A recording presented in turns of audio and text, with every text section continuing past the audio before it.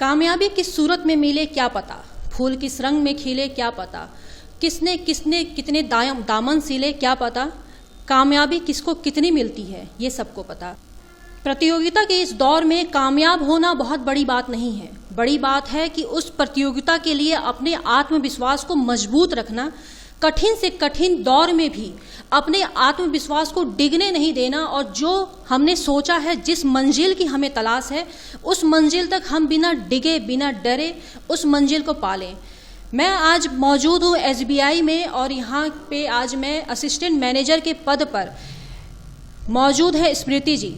इन्होंने अपनी कामयाबी खुद लिखी, कितने स्ट्रगल झेले होंगे, कितनी मुश्किलें झेली होंगी, तब आज के डेट में ये आज असिस्टेंट मैनेजर हैं। मैं बहुत स्वागत करना चाहती हूँ एक्स्ट्रा न्यूज लाइव में स्मृति जी का। नमस्कार, मेरा नाम स्मृति मौर्य है और मैं यहाँ पे स्टेट बैंक में एज ए असिस्टेंट मैनेजर कार्यरत हूँ। और मुझे बहुत अच्छा लग रहा है कि आप लोगों ने मुझे आपके चैनल में बोलने का मौका दिया। स्मृति जी, मैं जानना चाहती हूँ कि जब आपकी पढ़ाई चल रही थी, जब आपका बचपन का पीरियड था, आपने कहा कि उस टाइम आपका परिवार बहुत गरीब था, 4 बच्चों से भरा परिवार, और पिताजी एक छोटी सी नौकरी कर रहे हैं और उसी एक छोटी सी नौकरी में छोटी सी तनख्वाह में पूरे परिवार को लेके चल रहे हैं। पढ़ाई को लेके कुछ ज़्यादा तवज्जो नहीं दी जा रही है परिवार में, आपको पढ़ना है। तब उस समय कैसे आपने पढ़ाई को कंटिन्यू रखा, क्योंकि पढ़ाई के बिना तो कामयाबी की नींव रखी ही नहीं जा सकती है। जो भी लो क्लास या मिडिल क्लास फैमिली के लोग होते हैं, उनके लिए सबसे ज़्यादा ज़रूरी ये होता है कि वो कैसे सरवाइव करें, मतलब कैसे खाएं पिएं। तो हमारे यहाँ भी यही था। हमारे लोग लो क्लास फैमिली से बिलोंग करते थे। फादर एक बहुत छोटी सी नौकरी करते थे रेलवे में।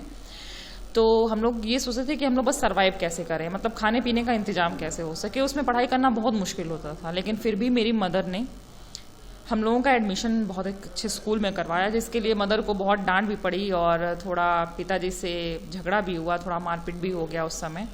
लेकिन बाद में एडमिशन हो गया, सब कुछ करा लिया। लेकिन बाद में उस एडमिशन करने के बाद स्कूल की फ़ीस भरना, हम लोगों की ड्रेस कॉपी का इंतज़ाम करना या फिर किसी और चीज़ का इंतज़ाम करना बहुत ही मुश्किल हो रहा था पिता माता के लिए। लेकिन फिर भी हम लोगों ने क्या किया, अपने भाई बहन जो भी थे, हम लोगों ने ये काम किया कि हम लोग जब भी अपने पढ़ते थे, जिस क्लास में हम लोग पढ़ते थे उसी क्लास के बच्चों को हम लोगों ने खुद ट्यूशन देना शुरू कर दिया। ये बहुत सबको आश्चर्य होता है सुन के कि ऐसा भी होता है क्या कि एक क्लास का बच्चा अपने ही क्लास के बच्चों को ट्यूशन दे। लेकिन हम लोगों ने वो चीज़ किया है। हम सिर्फ मैंने ही नहीं, मेरे जो भी भाई बहन थे, हम सब ने यही काम किया कि हम लोग अपने ही क्लास के बच्चे को ट्यूशन दे के, अपने ही क्लास के बच्चों को पढ़ा के, उससे जो अर्निंग होती थी उससे अपनी फ़ीस भरते थे, या फिर जो भी काम होता था उससे हम लोग अपना छोटा मोटा पूरा करते थे, बाकी का सब माता पिता करते थे। और इस तरीके से हम लोगों ने अपनी पढ़ाई जारी रखी। बहुत सारी दिक्कतें आई, हम लोग का घर भी नहीं था तब। हम लोग सिर्फ एक रूम था सिंपल, और टीन लगा हुआ रूम था। उस टीन रूम वाले रूम में हम लोग अकेले रहते थे, चारों भाई बहन, और कोई कुछ भी हेल्प करने वाला नहीं था। चारों तरफ झाड़ झंगाड़ उगा हुआ, और पानी बरसात में लग जाता था, उसमें पानी में निकल के स्कूल जाना, सब काम करना। उतने छोटे छोटे थे, अभी आज कोई सोच भी नहीं सकता कि एक 4 साल 5 साल का बच्चा 2 किलोमीटर चल के स्कूल जाए और 2 किलोमीटर से वापस आए। हम लोग का स्कूल लगभग 2 किलोमीटर से ज़्यादा ही था। हम लोग पैदल जाते थे सारे भाई बहन, और हम लोग पैदल आते भी थे। कोई हम लोग को छोड़ने वाला नहीं था, कोई हम लोग को बोलने वाला नहीं। आप उस टाइम की बात कर रही हैं जब रहने के लिए छत नहीं था, पहनने के लिए कपड़ा नहीं, और खाने के लिए भी बमुश्किल इंतजाम हो पाता था। उस टाइम आपने पढ़ाई को लेकर, आपके सारे भाई बहनों ने पढ़ाई को लेकर जद्दोजहद की, आपकी माँ ने बहुत सपोर्ट किया। मैम, मैं ये जानना चाहती हूँ कि माँ ने बहुत सपोर्ट किया, क्या माँ पढ़ी लिखी थी, माँ को पढ़ाई की वैल्यू थी उस टाइम? क्योंकि जहाँ तक मैं समझ पाती हूँ कि पहले के लोग पढ़ाई या तो बहुत ज़्यादा करते थे या पढ़े कम होते थे। एक्चुअली अगर देखा जाए तो मेरे पिताजी बिल्कुल मतलब पढ़ाई पे ध्यान नहीं देते थे, और उनका पढ़ाई ऐसा ही था जैसे पहले ज़माने में होता था, 8th पास 10th पास उस टाइप वाला। बट मेरी मम्मी उस ज़माने में हिंदी से इंटर पास थी। हिंदी सब्जेक्ट उनका अभी भी इतना अच्छा है कि उन्हीं का देन है कि मैं कविताएं लिखती हूँ, उन्हीं के शब्द होते हैं, उनको बताती हैं वो मुझे काफ़ी कुछ हिंदी के बारे में। इसी वजह से मेरी हिंदी अच्छी है। तो मम्मी को मालूम था कि अगर बच्चा पढ़ा लिखेगा तो जाहिर सी बात है उसको कहीं ना कहीं आगे भविष्य में उसका जो भविष्य होगा वो उज्जवल होगा। तो इसी वजह से माताजी ने हम लोगों को बहुत ध्यान से पढ़ाया और आज ये स्थिति है कि हम चारों भाई बहन अपने अपने जॉब में सेटल हैं और अपनी लाइफ में भी सेटल हैं। फिर वो कौन सा दौर था जब एक टर्न पॉइंट आया होगा और आपके माँ के साथ साथ आपके पिता ने भी आपका साथ दिया? जब मैंने पहली बार 10th पास किया, वो भी टॉप लिस्ट में मेरा नाम था और मुझे सुश्री मायावती जी के द्वारा पहली बार 8,000 रुपये का स्कॉलरशिप भी मिला। तो वो उस समय का वो मंजर जो था कि हमने टॉप भी किया, 8,000 रुपये का स्कॉलरशिप भी मिला, फिर पापा का पूरे गांव में नाम हो गया, उनके ऑफिस में नाम हो गया। तो मेरे पापा भी बहुत खुश हुए कि अरे मैंने मतलब सपोर्ट नहीं किया था अपने बच्चे को, लेकिन देखो मेरे बच्चे ने क्या किया। उसके बाद पिताजी ने जो सपोर्ट किया तो माता जी भी फेल हो गई मेरी। उसके बाद पापा का जो सपोर्ट रहा कि जहाँ भी हम लोग एग्ज़ाम देने जाते थे, जहाँ भी हम लोग को मतलब कुछ कमी महसूस होती थी, पापा वहाँ खड़े होते थे। हम लोग कभी भी कहीं भी जाते थे, कहीं दूर इंटरव्यू देने, तो पापा वहाँ हम लोग के साथ जाते थे। दिन रात हम लोग के मतलब खड़े रहते थे साथ में एक पैर पे। तो वो टर्निंग पॉइंट था जहाँ पापा मतलब एकदम बिल्कुल चेंज हो गए। और आज का भी डेट यही है कि आज भी अगर हम लोग कुछ कहते हैं चारों भाई बहन के पापा ये काम करना है, तो मम्मी करे या ना करें, पापा एकदम उसको करके रेडी रखे रहते हैं। तो एक दौर था कि जब सिर्फ मम्मी साथ देती थी, बाद में पापा ने भी साथ दिया। पढ़ाई बहुत ज़रूरी है, पढ़ाई वो गहना है जिसकी कीमत हमें भविष्य में मिलती ज़रूर है। हम कामयाब होते हैं इसी पढ़ाई की वजह से। एक चीज़ आपने ये कही कि आपको कविताएं लिखने का बहुत शौक़ है, तो स्मृति जी मैं जानना चाहती हूँ कि क्या कोई ऐसी कविताएं हैं जो आपकी ज़िंदगी से जुड़ी हुई हैं? मैं चाहती हूँ कि अब हमारे दर्शकों को वो कविताएं ज़रूर सुनाएं अपनी लिखी हुई। मैंने बहुत सी कविताएं लिखी और उनका प्रकाशन दैनिक जागरण, हिंदुस्तान और बहुत सारे पत्रिकाओं मतलब जो होती हैं, जो हिंदी की पत्रिकाएं हैं, उसमें भी निकली। और इसके लिए मुझे मिनिस्ट्री ऑफ होम अफेयर्स से अवार्ड भी मिला। और मैं कहानियाँ भी लिखने की शौकीन हूँ और मेरी बहुत सारी कहानियाँ दैनिक जागरण में प्रकाशित भी हो चुकी हैं और बहुत सारी कहानियों के लिए मुझे अवार्ड भी मिल चुका है। तो मुझे मतलब आज तक जो मैंने जितनी भी कविताएं लिखी हैं, उसमें जो मुझे सबसे अच्छी कविता लगती है जो मैंने अपने माँ के ऊपर लिखी, क्योंकि मैं अपनी माँ से बहुत ज़्यादा जुड़ी हुई हूँ। इवन मतलब मैं उनके बिना अपना अस्तित्व तो सोच ही नहीं सकती। पहली बार हाथ जब उसने थामा, अभी तक छोड़ा नहीं है, वो मेरी माँ ही है जिसने कभी मुंह मोड़ा नहीं है। उसकी आंचल की छाँव में सुरक्षा पाई है, वो मेरी माँ ही है जिसकी हम परछाई हैं। मिलता सुकून उसकी गोद में, थपकी में अजीब शांति पाई है, वो मेरी माँ ही है जिसने मुझे लोरी सुनाई है। मुसीबतें आते ही अपनों ने दामन छोड़ा है, वो मेरी माँ ही है जिसने कभी नाता नहीं तोड़ा है। पर्वत सी अडिग, गंगा से निश्चल, प्रेम की नदियाँ उसने बहाई है, वो मेरी माँ ही है जिसकी वजह से सफलता पाई है। निचोड़ एक एक कतरा दूध का उसने हमें सींचा है, उसी के दम से रोशन आज परिवार का बगीचा है। उसके रहते कभी घर में उदासी नहीं छाई है, वो मेरी माँ ही है जिसने जोड़ी पाई है। कृपा है राम की, वो मेरे ऊपर सहाई है, वो मेरी माँ ही है उसके रूप में सल्तनत पाई है। धन्यवाद। यूं ही नहीं ठहर गई खुशियां आंचल में, किसने कितना आंचल सिला ये किसे पता। वो एक माँ ही है जो बच्चों के लिए सारी तकलीफ हंसते हंसते सह लेती हैं, बच्चों को खबर भी नहीं होती और वो बच्चों की दुनिया बना देती हैं। स्मृति जी की माँ भी उन माँओं में से एक है जिन्होंने बच्चों को काबिल बनाने के लिए अपने आप को कहीं ना कहीं बंद किया, अपनी ख्वाहिशों को मारा होगा कि उनके बच्चे कामयाब हुए। सच आज माँ बहुत खुशनसीब है कि उनके चारों बच्चे एक मुकाम को हासिल हैं। ये तो थी आपकी बचपन से पढ़ाई का स्ट्रगल को लेकर, लेकिन अब मैं आपसे ये जानना चाहती हूँ कि चलिए आपकी पढ़ाई कंप्लीट हो गई, आप यूपी टॉपर हैं, आप विश्वविद्यालय में भी टॉपर रही हैं, पढ़ाई लिखाई में बहुत अच्छी रहीं, बहुत अव्वल रहीं। आज आप एसबीआई में असिस्टेंट मैनेजर की पद पर मौजूद हैं। यहाँ तक आने के लिए कई लोग शायद सपना ही देखते रह जाते हैं, लेकिन यहाँ तक नहीं पहुँच पाते हैं। मैम आपसे मैं ये जानना चाहती हूँ कि क्या आप शुरू से ही एसबीआई या बैंकिंग क्षेत्र में ही आना चाहती थी? एक्चुअली अगर सही कहा जाए तो मैंने बैंकिंग क्षेत्र के बारे में कभी सोचा नहीं था कि मैं कभी बैंकिंग क्षेत्र में आऊँगी। जब मेरा ग्रेजुएशन लास्ट ईयर था तो बस मेरा मन ये था कि मैं इंडियन आर्मी या इंडियन एयरफोर्स या फिर इंडियन नेवी, मतलब कहीं भी फोर्स में ही जाना चाहती थी। मेरी लंबाई अच्छी है 5 फुट 10 इंच, तो मुझे लगता था कि मैं वहाँ के लिए ही बनी हुई हूँ। तो फिर मैंने एग्ज़ाम देना स्टार्ट किया। ग्रेजुएशन फाइनल ईयर में जब थी तो उस समय से एग्ज़ाम्स होने लगे थे। तो मैंने 3 बार CDS क्वालिफाई किया। तीनों बार मैं इलाहाबाद गई, एक बार बेंगलोर भी गई और 2-3 बार मैं यहाँ भी गई। शॉर्ट सर्विस कमीशन के थ्रू बनारस में मैंने एग्ज़ाम दिया। लेकिन क्वालिफाइड होने के बावजूद मुझे फाइनली आउट किया गया फिजिकल से। एक्चुअली मुझे बहुत ज़्यादा पसीना होता है, तो इस वजह से वो लोगों ने मतलब मुझे फिजिकली आउट कर दिया, क्योंकि वहाँ पे तो ये होता है ना कि पूरा आपका मेंटेनेंस हर चीज़ होना चाहिए। वहाँ पे अगर ज़रा सा भी आपका मेडिकल में कुछ गड़बड़ी रही तो वो आउट कर देंगे। तो फाइनली उन्होंने मुझे फिजिकल से आउट कर दिया। उस समय मैं इलाहाबाद में थी जब मुझे आउट किया गया था। तो और इलाहाबाद स्टेशन पे मैं आई, आपको विश्वास नहीं होगा, एकदम मैं सच्ची घटना आपको बता रही हूँ। मेरा मन इतना टूट चुका था कि मुझे ये मन किया कि जिस ट्रेन से मतलब मेरा रिजर्वेशन था वापस आने का, उस ट्रेन के आगे कूद के मर जाऊँ, सुसाइड कर लूँ मैं। मुझे मतलब इतना ज़्यादा डिप्रेशन हो गया था कि because I love army, Indian air force and navy. मुझे बहुत ज़्यादा प्यार है अपने देश से और मैं बहुत इज्जत करती हूँ उन लोगों की। और अभी भी मुझे लगता है कि अगर मुझे मौका मिले तो शायद मैं यहाँ से छोड़ छाड़ के भाग जाऊँगी। तो मुझे यही मन हुआ कि मैं सुसाइड कर लूँ। एक द सेम टाइम मेरा एक फ्रेंड है दुर्गेश्वर राय, और he is my best friend, और हम लोग कॉलेज कलीग हैं, अभी भी वो मेरे साथ में है। तो उसने मुझे फ़ोन किया, then he was in Kanpur.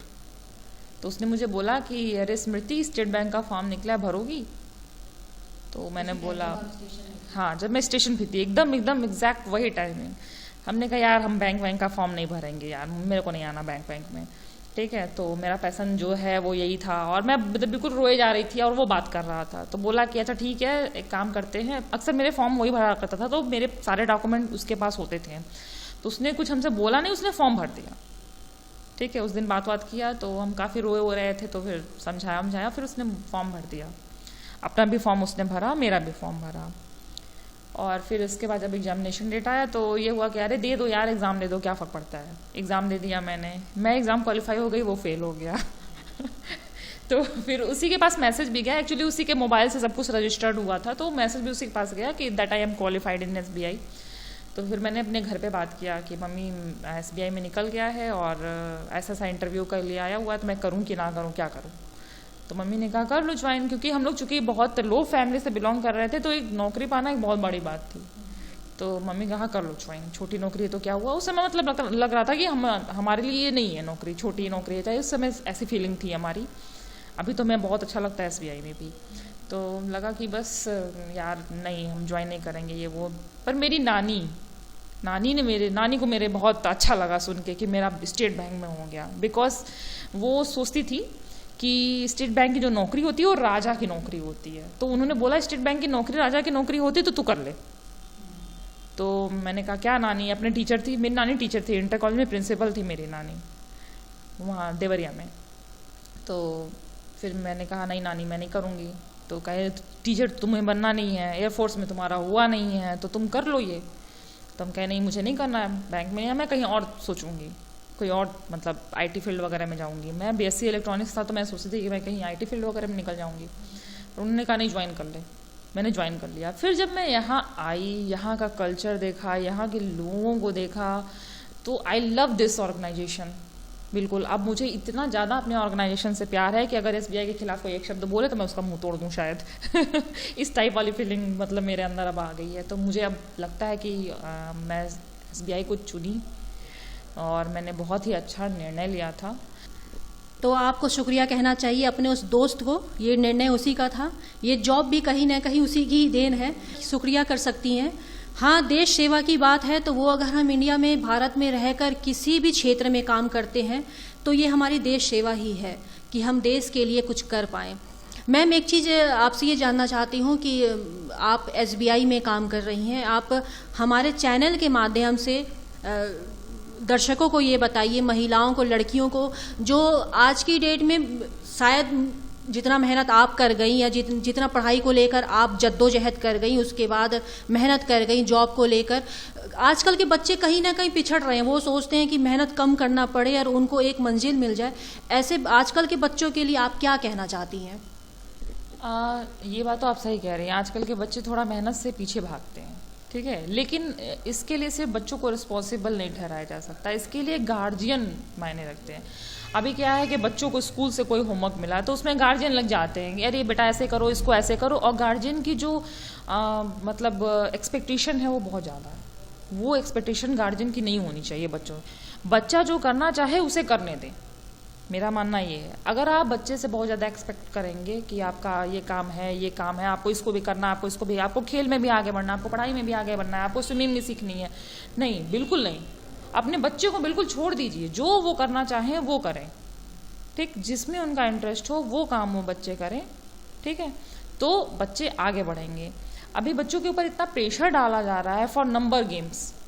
मायने रखता है कि भाई हम अगर टॉपर हैं, ठीक, तो हम अच्छा जॉब पाएंगे, और अगर हम कम स्कोर करने वाले हैं तो हम खराब जॉब पाएंगे। लेकिन ऐसा कुछ नहीं। मेरा भाई कम स्कोर करने वाला था, हम लोग को लगता नहीं था कि मेरा भाई जॉब पाएगा, बट उसने एक साथ 3 एग्जाम क्वालिफाई किए।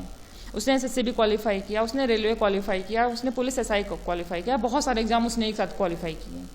तो ये मायने नहीं रखता, मायने आपकी कामयाबी रखती है। हो सकता है कम पढ़ लिख के भी आप आगे बढ़ जाएं, हो सकता है कम ना पढ़ें तो भी पीछे रह जाएं। कहते हैं कि कामयाबी के लिए पढ़ाई बहुत ज़रूरी है। आपने कहा कि बच्चा जो चाहता है वो करे। बच्चे आजकल लॉकडाउन और कोरोना की वजह से बच्चे पढ़ाई से बहुत भाग रहे हैं पीछे। अब आज के बच्चे शायद पढ़ना नहीं चाहते हैं। स्पोर्ट्स की बात हम नहीं कर सकते क्योंकि बच्चे घर में कैद होके रह गए हैं, तो ले देकर वो मोबाइल या कंप्यूटर में गेम खेलते रहते हैं। इस बारे में आप क्या कह सकती हैं? ऐसे बच्चे भविष्य में क्या करेंगे? किस जॉब के लिए क्वालिफाई कर पाएंगे? जो बच्चे पढ़ाई नहीं कर रहे हैं, गेम नहीं खेल रहे हैं, स्पोर्ट्स में नहीं हैं, तो अब बच्चे क्योंकि घरों में कैद हैं, वो बच्चे कैसे आगे बढ़ेंगे? इसमें भी देखा जाए तो सर मैम, गार्जियनशिप की बहुत बड़ी रोल होती है। आजकल ड्यू टू कोरोना सबको पता है लॉकडाउन है, ठीक है, तो पढ़ाई तो बंद नहीं किया जा सकता, ठीक, तो पढ़ाई का माध्यम क्या बना कि अब हम वीडियो के थ्रू, आपको वीडियो चैटिंग के थ्रू या फिर वीडियो के थ्रू हम पढ़ाएंगे, ठीक है। तो उसमें क्या होता है कि हम बच्चे को बैठा देते हैं मोबाइल लेके, लो भाई पढ़ो, ठीक है, अपने हम दूसरे कामों में लग जाते हैं। दूसरे कामों में मतलब बहुत सारे काम होते हैं, किचन रोज में लग गए हैं, फादर चले गए अपने बिजनेस पे, चाहे जॉब पे चले गए, बच्चा मोबाइल ले लिया। और मोबाइल का सिस्टम ये है कि अगर आप मोबाइल खुद देखेंगी, अगर कुछ चल रहा हो तो उसमें बहुत सारे लिंक्स अपने आप आते रहते हैं, ठीक है। तो बच्चा किस समय किस लिंक पे क्लिक कर दे और वो लिंक क्या दिखा दे, ठीक है, ये इसका कोई लिमिट नहीं है। तो इस वजह से गार्जियंस को ये चाहिए कि जब भी बच्चे की ऑनलाइन क्लास होती है तो वो उस पर नज़र रखें। मोबाइल बच्चों को कम से कम दें, जितने देर की ऑनलाइन क्लासेस है मोबाइल बस उतनी देर बच्चों को प्रोवाइड करें, और कोशिश ये करें कि मोबाइल के बजाय उन्हें टीवी पे वो चीज़ दिखाएं। टीवी से अपने मोबाइल को कनेक्ट करें, उन्हें टीवी पे वो क्लासेस करने दें, ताकि बच्चों का आंख भी ना खराब हो, आंखों पर असर भी ना जाए, और वो उस चीज़ को, मोबाइल को अपने आप, मतलब पेरेंट्स जो हैं वो मोबाइल को अपने हाथ में रखें। आजकल के बच्चे करना चाहते हैं बहुत कुछ, यूथ है, आगे बढ़ रही है। आजकल लॉकडाउन कोरोना का भी माहौल है, लोग वैसे भी डिप्रेस हैं, घर पे रह रहे हैं, लोगों का मिलना जुलना कम हो गया है, लोग कोशिश कर रहे हैं आगे बढ़ने की, मगर कॉन्फिडेंट ही नहीं है, ख़त्म होता जा रहा है। तो लोगों को कॉन्फिडेंट देने के लिए आप ऐसे क्या टिप्स देना चाहती हैं कि लोग जो भी काम कर रहे हैं लेकिन उनका कॉन्फिडेंट बरकरार रहे? लोगों से कहना चाहती हूँ कि डिप्रेशन में ना आए। जो भी आपको अच्छा लगे, डांस, खाना पीना, झाड़ू पोछा करना, जो भी अच्छा लगे आपको, कविताएं लिखना, स्टोरी लिखिए, एक्सप्लोर करिए, कुछ भी करिए, बस जो चीज़ें, जो कंटेंट्स आपको नुकसान ना करें वो आप काम सारे करिए। डिप्रेशन में अगर आप आएंगे तो जाहिर सी बात है आपकी तबीयत और ख़राब होगी, जो कि बहुत ही बेकार होता है, और डिप्रेशन से निकलना बहुत ही मुश्किल का काम होता है। ये हमसे कोई अधिक नहीं जानता है, क्योंकि कैसे डिप्रेशन से बाहर निकलना है ये हम अपने आप को संभालें तो हम बहुत जान रहे हैं। इस वजह से अपने ऐसी परिस्थितियाँ ही ना आने दें कि डिप्रेशन में जाएं। आपका जो भी टाइम हो उसको अच्छे से अपना टाइम मतलब बिताएं, किसी अच्छी चीज़ में लगाएं, कुछ भी बनाएं, घर में जो भी चीज़ें हों, खाने पीने की चीज़ें बनाएं, अपने दोस्तों से बात करें, ग्रुप बना लें, उसमें चैटिंग करें, अपनी जो भी प्रॉब्लम हो अपने अच्छे फ्रेंड से शेयर करें। बस खाली ना रहें, क्योंकि खाली अगर जहाँ आप खाली रहें डिप्रेशन वहीं से शुरू होता है। अगर आप अपना टाइम का मैक्सिमम यूटिलाइजेशन करते हैं तो डिप्रेशन कभी नहीं होगा आपको। तो अभी हम सुन रहे थे स्मृति जी को, ये SBI में असिस्टेंट मैनेजर हैं। इन्होंने बहुत अच्छी अच्छी बातें कही, पढ़ाई से लेकर नौकरी तक, उसके बाद परिवार, उसके बाद बच्चा, उसके बाद परिवार के साथ जॉब। इन्होंने सब कुछ बहुत अच्छे से मैनेज किया है।